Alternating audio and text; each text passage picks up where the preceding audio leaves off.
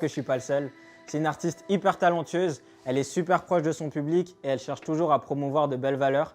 Pour toutes ces raisons, je la trouve hyper inspirante et je suis super content de la recevoir aujourd'hui. Pour l'occasion, on est au Solera, Munolkeva, c'est parti.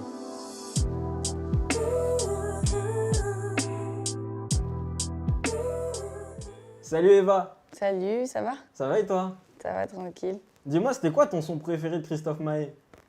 Je sais plus, hein. Je crois que j'aimais tout, mais c'était mon préféré, c'était Ça fait mal, je crois. J'étais même allée au premier concert du Roi Soleil, genre. Tu kiffais aussi chanter, je crois.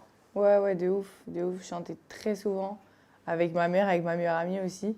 Tu te rappelles ce que tu chantais? Anastasia. Ah ouais? Anastasia à mort, moi je voulais rien savoir, c'était que Anastasia. Genre je rentrais dans la voiture, c'était je veux du Anastasia.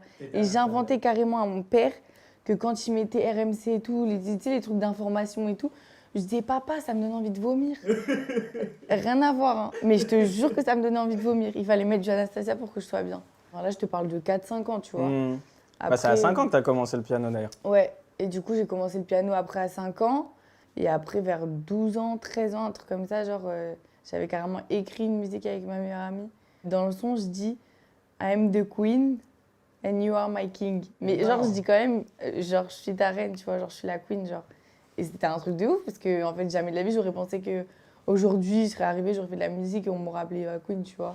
Mais ça m'étonne que tu ne te sois pas dit ça parce que tu as beaucoup de gens de ta famille qui ont bossé dans la musique. Tu vois, ta mère, elle chantait, ta grand-mère aussi. Ben, en fait, justement, ma mère, elle a beaucoup travaillé dans la musique. Ma mère, elle a commencé très jeune, la musique aussi, genre beaucoup plus jeune que moi. Je crois qu'elle avait commencé à chanter et faire des sons et tout, genre elle avait 12 ans, tu vois.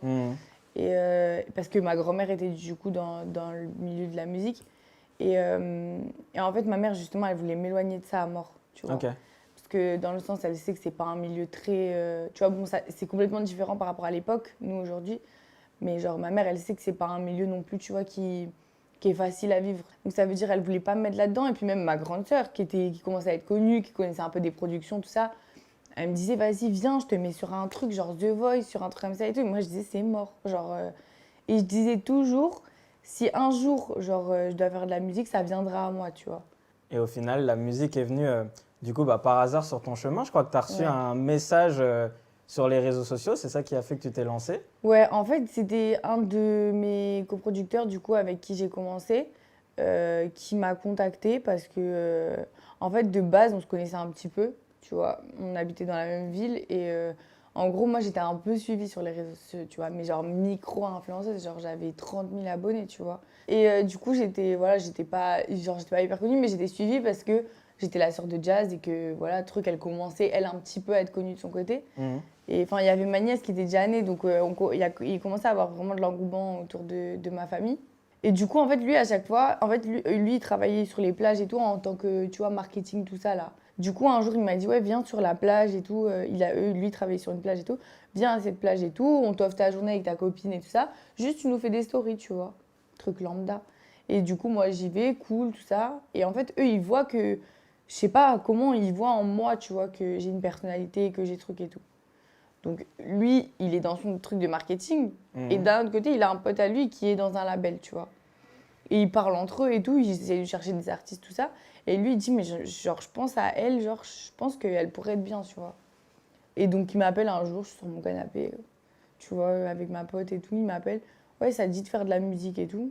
Moi, je lui dis, bah oui, mais comment tu sais que je chante? Genre, tu vois, tu t'appelles quelqu'un en disant, tu veux faire du son, mais tu sais pas qui sait bien chanter, genre. Bah ouais. Et il me dit, bah je sais pas, mais j'aimerais qu'on se voit pour faire un rendez-vous et tout.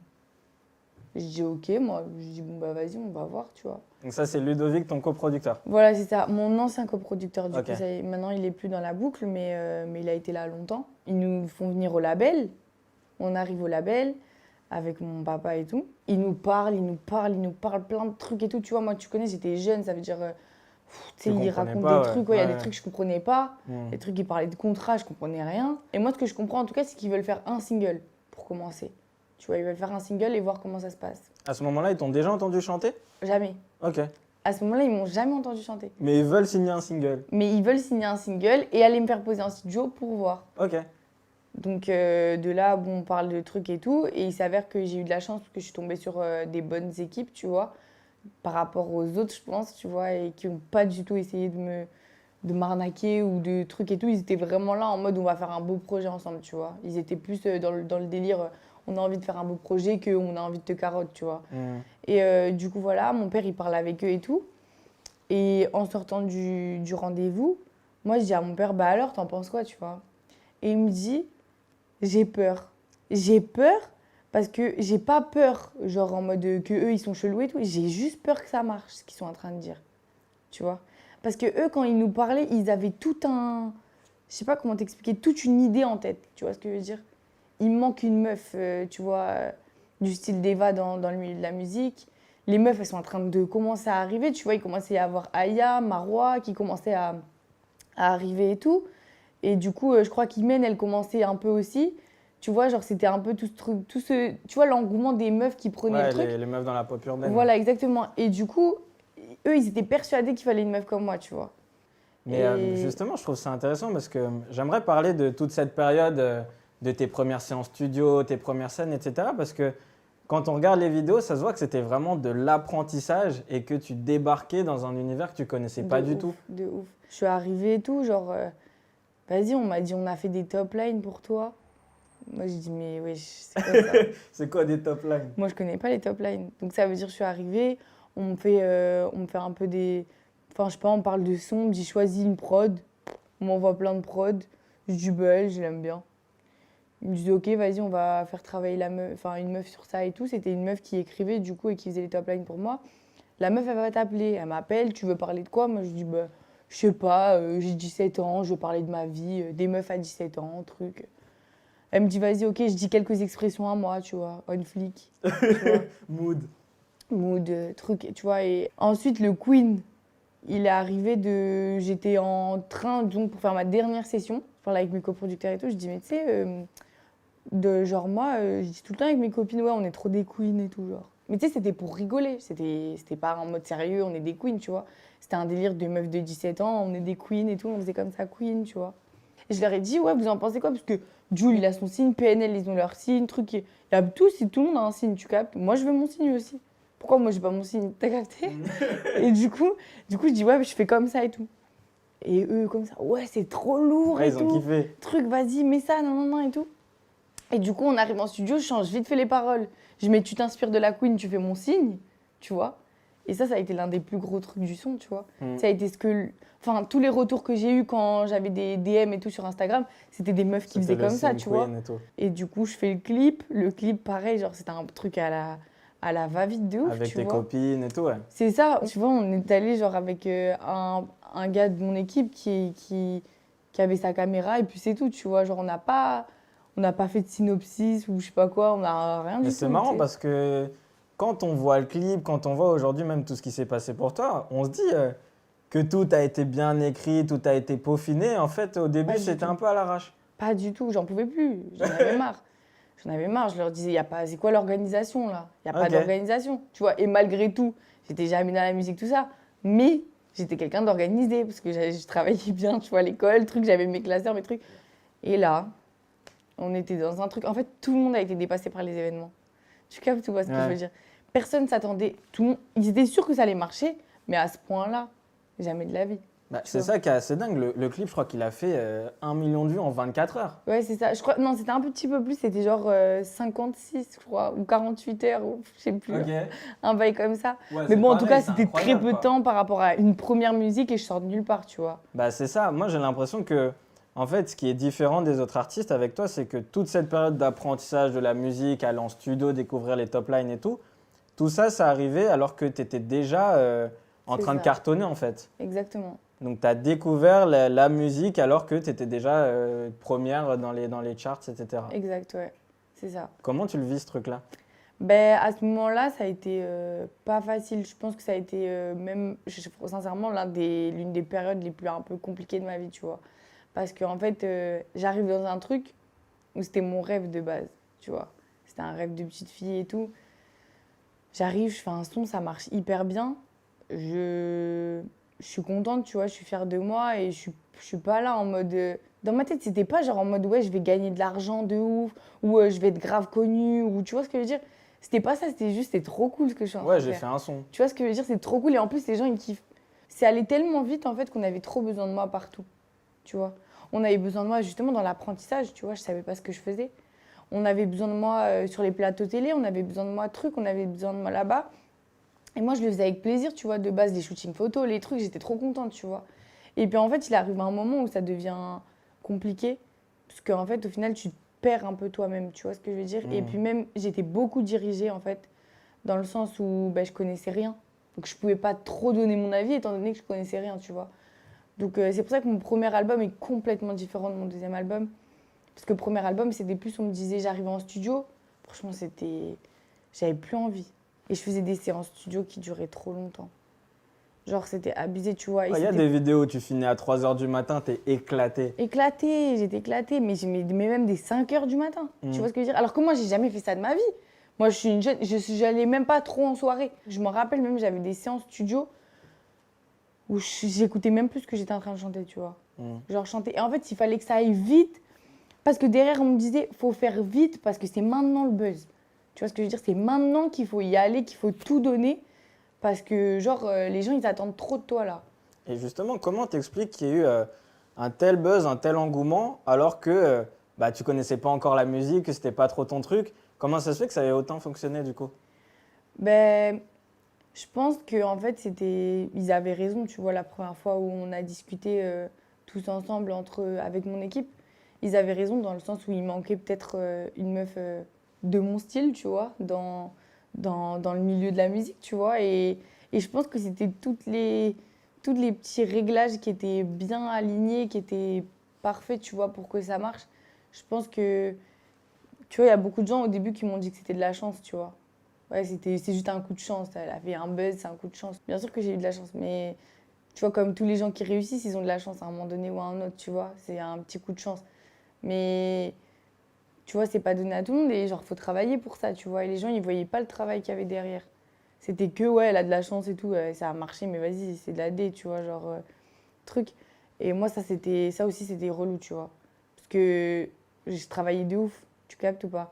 Et en fait, je travaillais de ouf. Et finalement, tu vois, maintenant, avec le recul, après 2 ans, quand je réécoute mes sons, quand je retruc et tout, même quand je revois moi, je me revois moi, ma tête, ma façon de parler, mes trucs et tout, j'ai l'impression que j'ai pris 10 piges dans la gueule, tu vois ce que je T'as veux pris dire? 10 piges en 2 ans, ouais. J'ai pris 10 piges en 2 ans. Je te jure, parce que je vois et je me dis, mais wesh, pourquoi je parlais comme ça et tout, genre, tu vois, truc et tout. Et je peux comprendre maintenant les gens ce qu'ils pensaient de moi. Tu vois ce que je veux dire? J'ai su me remettre en question et penser. Et me dire, en fait, cette musique-là, c'est bien, mais c'est pas ce que je veux faire, tu vois ce que je veux dire? Même si à cette période-là, c'était le bon truc qu'il fallait sortir pour que ça marche. Et en fait, genre, quand t'es dans ce truc-là, en fait, bah oui, forcément que tous les ados ils me kiffent parce que moi-même, je suis une ado. Je peux pas. Enfin, ce serait difficile de plaire aux adultes, tu vois. Il y a peut-être des adultes qui vont dire que je suis mignonne, mais ils vont pas dire, ah ouais, c'est trop stylé, je kiffe, tu vois. Enfin, Forcément, c'est les gens qui ont ton âge qui se reconnaissent dans ce que bien tu sûr, fais. bien sûr, c'est logique, tu vois. Et du coup, après ça, ben là, cette année, tu vois, comme je te dis, j'ai pris 10 ans, donc ça veut dire que là, maintenant, j'ai fait un truc qui me ressemblait à moi maintenant, tu vois. Et puis, j'ai laissé plus personne me diriger ou me dire, tu fais comme ci ou tu fais comme ça, jusqu'à ce que même mon dernier clip, tu vois, Cœur Noir, c'est moi qui ai tout fait à la DA, tu vois. Genre, je voulais rien savoir. J'aimerais bien qu'on parle justement de ton processus créatif, comment tu travailles ta musique. Donc sur ce deuxième album, c'était complètement différent du premier, étant donné que tu étais beaucoup plus investi. Les textes, etc., tu les as bossés comment?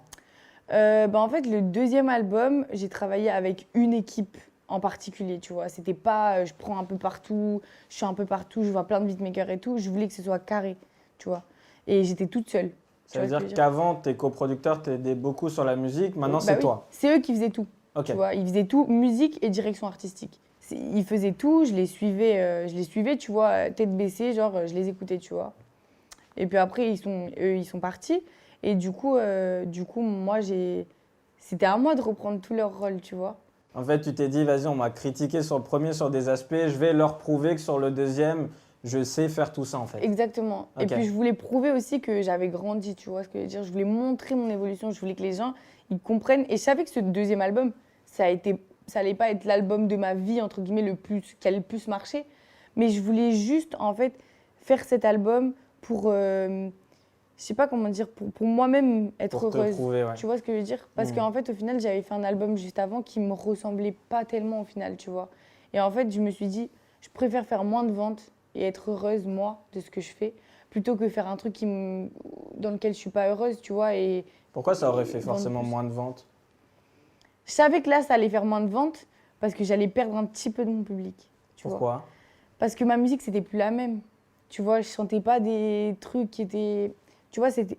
Avant, c'était quand même des bons sons, hein. C'est moins catchy, peut-être. Voilà, exactement. Et puis même, mon premier album, je vais pas critiquer, c'était des bons sons. Mhm. Tu vois, les gens qui disent que le premier album, c'était pas des bons sons, c'est pas vrai, tu vois. Moi, je le kiffe, le premier C'était- album. Ouais, c'était des bons sons, tu vois. Mais après, Mhm. c'était pas des sons de ouf, tu vois. C'était des trucs juste logiques, tu vois. C'était des trucs qui étaient là pour marcher. Ok. Et c'était moins, vas-y, je vais réfléchir à la musique, tu vois. Et le deuxième album, je voulais vraiment réfléchir à la musique et tout. Je savais que ça. Enfin, moi, personnellement, j'étais sûre de moi que ça allait moins marcher que le premier. Mais j'ai dit, il faut cet album-là pour que les gens comprennent le tournant. Cœur Noir, ça a été. Je pense que ça a été justement un peu le son qui a fait comprendre aux gens, tu vois, qu'il y a plein de gens, je sais, qui, quand ils ont écouté Cœur Noir, ils sont partis écouter mon deuxième projet, tu vois, Feed.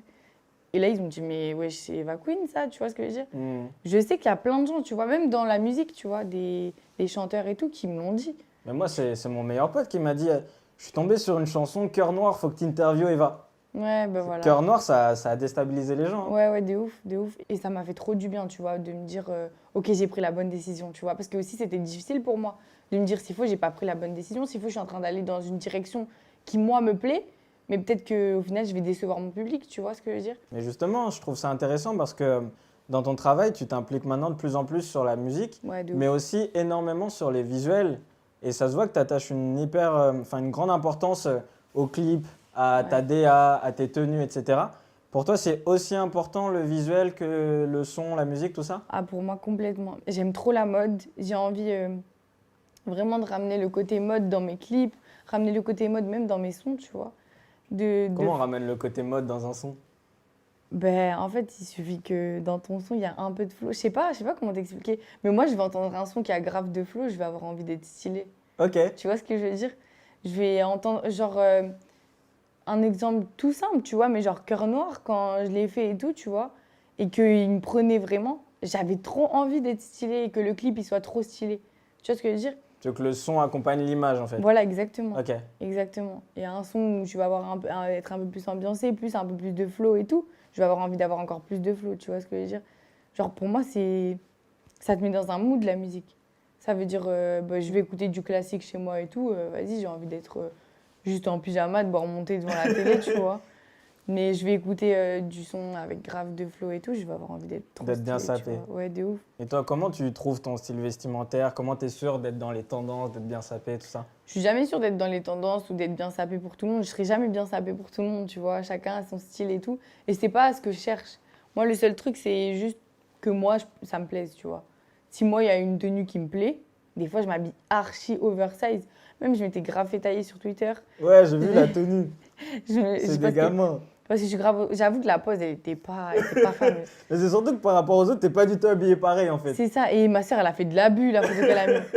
Elle a fait de l'abus. Il y en avait plein des biens. Tu vois ce que je veux dire? Celle que moi j'avais postée, il n'y a personne qui a rien dit. Là, c'est parce que j'avais une pose, j'étais comme ça. Évidemment, on dirait que j'allais me bagarrer, tu vois. Mais c'est mon style, tu vois ce que je veux dire? Donc ça veut dire que quand je regarde les commentaires et que les gens ils rigolent et tout, ça me fait rire, tu vois. Je m'habille comme je veux. Moi, je me sens à l'aise comme ça. J'ai envie de m'habiller oversize. Je suis bien dans du oversize, tu vois. Et je trouve ça stylé. Je vais m'habiller comme ça. Et justement, tu vois, c'est un truc peut-être pour les jeunes et pour. Donc toi, ce que tu leur dis à ces jeunes-là, c'est vraiment habille-toi comme tu kiffes être toi. Toi, voilà, tout simplement. Si ton kiff, c'est de me ressembler un petit peu, qu'il y a des trucs, tu vois, de ma personnalité que t'aimes bien, ou d'une autre personne, d'une autre influenceuse, d'une autre chanteuse, d'une autre peu importe, prends ce qui te plaît à toi et sois toi-même, tu vois ce que je veux dire? Sois pas ce que Instagram et tous les réseaux sociaux te disent d'être, tu vois ce que je veux dire? Parce qu'à un moment donné, c'est fatigant, tu vois, genre, moi, je vois les petites et tout, je vois des petites de 12 ans, elles sont là, genre, maquillées de ouf, profite de ta jeunesse, genre. Tu vois ce que je veux dire? Je sais pas, moi, personnellement, j'ai eu une jeunesse, elle était trop cool. Genre, des fois, genre, je peux même être dans un bad mood à me dire, mais mes enfants, ça va être quoi leur jeunesse? Tu vois ce que je veux dire? Ça va être de se regarder dans un miroir, de se maquiller, de s'habiller, de vouloir se montrer tout le temps. Parce qu'en fait, elles ont envie de ressembler à celles qu'elles voient à la télé, sur les Exactement. réseaux, Mais sauf qu'en etc. fait, en plus, le pire, c'est que ça n'existe pas. Tu vois ce que je veux dire? Ça n'existe pas. Moi aussi, je me lève le matin, je suis moche. Tu vois ce que je veux dire? Je suis moche, j'ai les cheveux en vrac, je truc. Mais bien sûr que, enfin, ça peut m'arriver de me filmer et quand je suis pas dans un état super belle, tu vois. Mais généralement, les réseaux sociaux, en fait, le problème, c'est que c'est pour montrer une belle face de toi.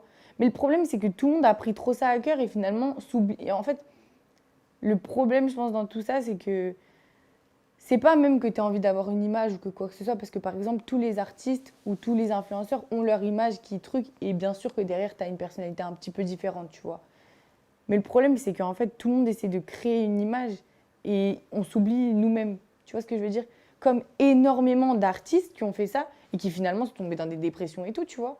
Il y en a eu plein, tu vois. Je sais pas s'ils sont tombés dans une dépression pour ça. Mais en tout cas, je sais que ça joue beaucoup, tu vois, de devoir avoir une bonne image, mais qu'au final, tu t'oublies toi-même. Et j'ai l'impression que les jeunes d'aujourd'hui, les enfants et tout ça, eh ben, ils vivent ce truc de célébrité et tout ça qui sont difficiles à vivre parce qu'il faut avoir cette image de. Il faut en fait être. Avoir une image, ouais, faut qu'on regarde ton Instagram, que tu sois trop stylé, genre. Mais Tu vois. justement, toi, Sinon, t'es pété. t'as pas peur de participer à ce truc-là, justement, en mettant des photos de toi au Ben max justement. tout le temps et tout? Voilà, mais justement, mais après aussi le truc c'est que vas-y, je suis une artiste, donc ça veut dire qu'il faut que je fasse des trucs bien, tu vois. Moi, il faut que je fasse mon truc dans mon image et comme j'ai envie, tu vois ce que je veux dire. Mais après, bien sûr que moi aussi, finalement, je suis pris par cet engrenage moi-même, hein, de toujours, bah, ouais, je vais pas poster cette photo et tout, je suis dégueu un peu dessus et tout, tu vois. Mais parce qu'après, c'est difficile parce que justement, il y a le jugement, tu vois, aussi de tout le monde, tu vois. Et il faut s'en foutre du jugement de tout le monde, mais parfois, c'est pas simple et tout ça. Et puis, en fait, c'est la même chose pour nous que pour les enfants à l'école maintenant, tu vois. Parce que tu vas poster une photo, ben, tu vas arriver au collège ou au lycée, tout le monde va se foutre de ta gueule, genre, tu vois ce que je veux dire? On va te dire un truc et tout, mais c'est pas facile pour tout le monde d'accepter ça, hein. Et malheureusement, aujourd'hui, c'est devenu. Il faut être parfait. Sinon, ça va pas, tu vois. Il y a quelques jours, c'est intéressant, tu as justement laissé ce message-là sur un compte fan, une fan à toi qui s'appelle Nina, où tu lui as dit la perfection n'existe pas, même si la société tente de nous le faire croire. Ouais, exactement. Ah bah oui, moi j'adore répondre à mes fans et leur dire ça. Parce que, parce que j'ai beaucoup de fans qui m'envoient des messages et tout. Et c'est justement ça qui me touche aussi beaucoup, c'est que j'ai énormément de fans qui m'envoient des messages et qui me disent qu'ils sont malheureux, tu vois. On est malheureux dans nos vies. Si t'étais pas là, on serait malheureux et tout. Tu me permets d'être heureuse, tu me permets de passer des bonnes journées et tout, tu vois. Et moi, genre, ça me touche, tu vois, d'être cette personne pour eux. Mais d'un autre côté, j'ai envie de leur dire, mais tu vois, genre un jour, moi, je vais aussi continuer à faire ma vie. Toi aussi, tu vas continuer à faire ta vie. Il faut que tu crois en toi. Pas que tu crois en toi parce que moi, je suis là. Tu vois ce que je veux dire? Parce que c'est des enfants enfin, des jeunes filles, généralement, tu vois, qui m'envoient des messages comme ça. Et, euh, et tu vois, genre même, j'ai sur leur profil et tout, elles sont archi mignonnes, tu vois. Ce que je veux dire, c'est des jeunes filles, tu vois. Et je me dis d'être autant désespérée, enfin, tu vois ce que je veux dire, de vouloir. Il y en a, elles m'envoient des messages de désespoir, genre. Tu vois ce que je veux dire? D'être désespéré à cet âge-là, c'est quelque chose qui te touche, quoi. Ça me touche trop parce que je me dis, nous, on se posait pas ces questions-là. Tu vois ce que je veux dire? Quand j'avais 14 ans, je me posais pas ces questions-là. Je me disais pas, ouais, on se moque de moi à l'école parce que je suis fan de un tel ou un tel. Ou, tu vois, il y avait des moqueries, bien sûr, à l'école, tu vois. Mais genre là, c'est tout basé sur les réseaux sociaux et sur le truc, tu vois. Et c'est lourd. C'est pour ça que je leur dis, sois toi-même, mais c'est comme ça que tu vas être heureuse, tu vois. Le but d'une vie, c'est pas d'avoir les réseaux sociaux, d'être archi connu sur les réseaux sociaux ou d'avoir une tonne d'argent ou je sais pas quoi. C'est juste que tu sois heureux comme tu as envie d'être heureux. Tu vois ce que je veux dire? Si tu as envie de vivre à la montagne, dans une grotte, et que tu es heureux comme ça, genre, il n'y a personne qui est là pour te dire ce que tu dois faire ou pas, tu vois. Il n'y a que toi, ton cœur, tu vois, et c'est tout. Dans ta chanson Je m'ennuie, tu dis que le succès a un prix. Est-ce que c'était pas aussi le prix du succès, le fait de plus avoir trop d'intimité, de plus Bien pouvoir sûr, faire de shopping, aller à la plage, etc. bien sûr, bien sûr. J'étais passée de la vie de normale, quoi, à tu peux plus rien faire, tu vois. Mais au final, à cette période-là, je pensais que je pouvais plus rien faire. Et genre, j'étais en mode, bah, je vais plus pouvoir rien faire, je peux plus aller faire les boutiques, je peux plus aller faire les courses normales, je peux plus me sortir en jogging sans que tu vois, truc et tout. Mais ça y est, c'est fini. Maintenant, j'ai envie d'aller faire les courses, je vais faire les courses en jogging. Hein, avec un chignon si j'ai envie de mettre un chignon, tu vois ce que je veux dire? Tu te permets maintenant d'avoir une vie la plus normale possible. J'essaye au maximum en tout cas. Parce que sinon, c'est pas. Parce que sinon, je pense qu'en fait, tu perds la tête, en fait, tout simplement. Si t'as pas une vie un minimum normale, tu finis par perdre la tête. C'est logique, tu vois. Et je pense qu'il y a beaucoup d'artistes qui se sont perdus aussi, tu vois, genre comme ça, parce que à force de dire ouais, je peux pas faire, tu te prives, bah, comme je suis une star, je peux pas aller faire mes courses, tu vois. À un moment donné, les choses simples de la vie, tu les perds, tu vois. Et pour moi, si tu perds les choses simples de la vie, le jour où je perds les choses simples de la vie, comme j'avais perdu un petit peu à cette période, bah, tu perds tout en fait. Ce qui me rend heureuse, c'est, tu vois, je veux juste pouvoir fonder ma famille, avoir mon mari, mes enfants, ma maison et toutes les autres choses simples de la vie, tu vois. Merci beaucoup Eva. Bah, merci à toi, c'était super cool. Yes, c'était un plaisir. Est-ce que tu aurais un mot à me donner pour que les gens mettent en commentaire pour nous prouver qu'ils ont regardé l'interview jusqu'à la fin? Bah, mettez un cœur noir en commentaire. Voilà, on attend vos cœurs noirs. Yes, emoji cœur noir pour ceux qui ont vu l'interview jusqu'à la fin. Merci infiniment d'avoir regardé cette vidéo, c'était le Moonwalk d'Eva. N'hésitez pas